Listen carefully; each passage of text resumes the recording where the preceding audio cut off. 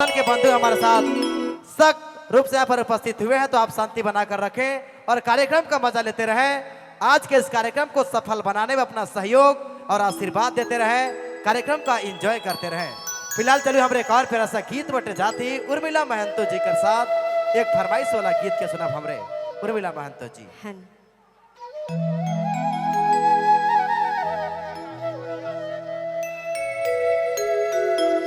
ठेठ नागपुरी जगत का मेरा पहला गाना, जिसका म्यूजिक दिए थे रवि भैया, जो अभी मंच पर उपस्थित हैं।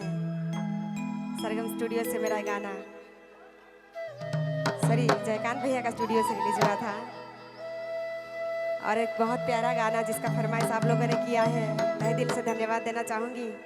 और ये पहला मंच था मेरा जलडेगा का मंच, जहाँ जगदीश भैया ने हमें इनवाइट किया था और गाना हम गाए थे, वही गाना आपको सुनाने जा रहे हैं।